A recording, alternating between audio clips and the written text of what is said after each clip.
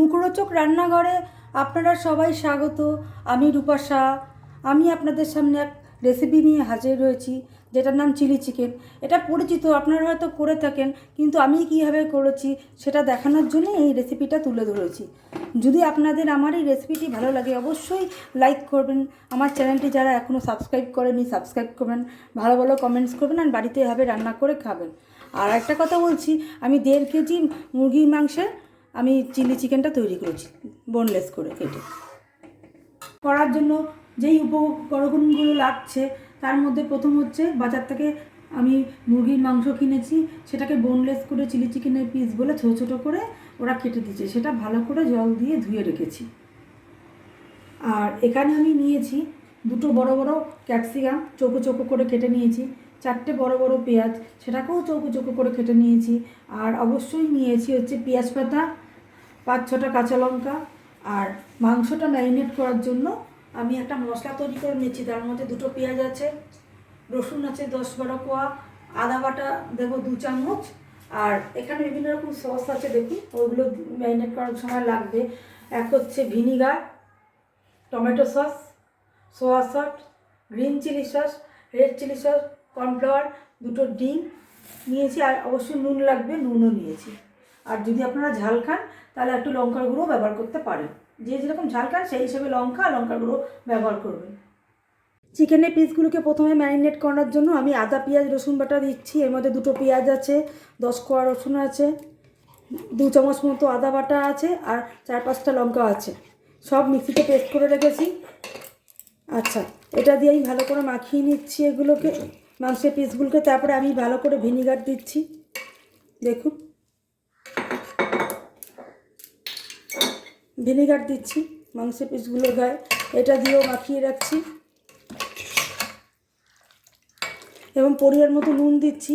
এইগুলো মাখিয়ে আমি 1/2 ঘন্টা থেকে 40 মিনিট আমি রেখে দেবো। হয়ে গেল প্রথম পর্যায়ে ম্যারিনেশন। ম্যারিনেশনের 1/2 ঘন্টা বাদে দ্বিতীয় ম্যারিনেশন করছি। দ্বিতীয় ম্যারিনেশনের জন্য আমি পরিমাণ মতো কর্নফ্লাওয়ার দিচ্ছি। কর্নফ্লাওয়ার দিচ্ছি 2টো ডিম ফাটিয়ে দিচ্ছি।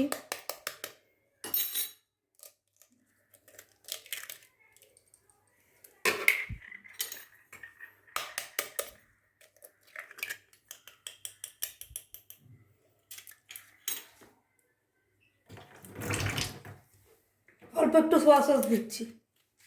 এগুলো দিয়ে আরেকবার দ্বিতীয় পর্যায়ে ম্যারিনেশন করে আমি 1 ঘন্টা মতো রেখে দেবো।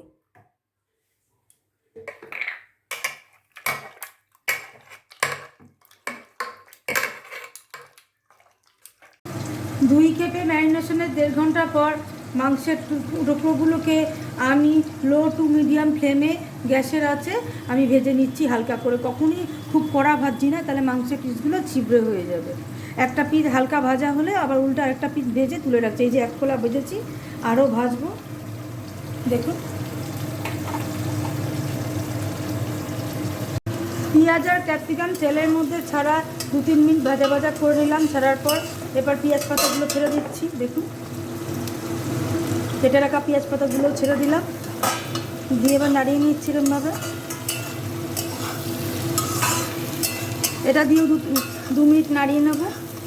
এরপর আমি মাংসের টুকরোগুলোকে এক এক করে ছেড়ে দেবো। ছেড়ে দিলাম এর মধ্যে, দেখে নিন।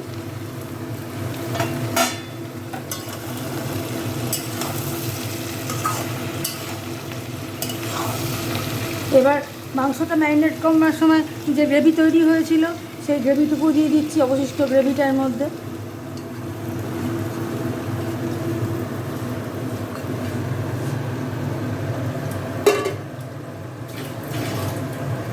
এটাও দিয়ে দিলাম। এটা দেওয়ার পর একটু নাড়বো। এবার একে একে সসগুলো সবের মধ্যে দিয়ে দিচ্ছি। প্রথমেই দিচ্ছি টমেটো সস,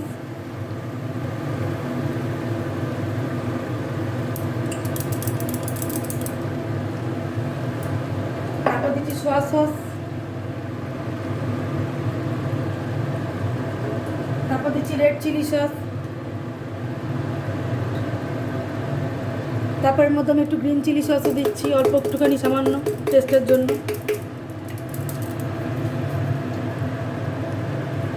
দিয়ে এবার নাড়ছি।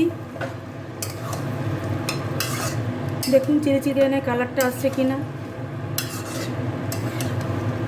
আর একটু টমেটো সস দিতে লাগবে নামানোর, আর একটু রাখবো, এটাকে রেখে নামানোর সময় টমেটো সস দিয়ে বন্ধ করে দেবো। হয়ে যাবে আমার হাতে তৈরি চিলি চিকেন।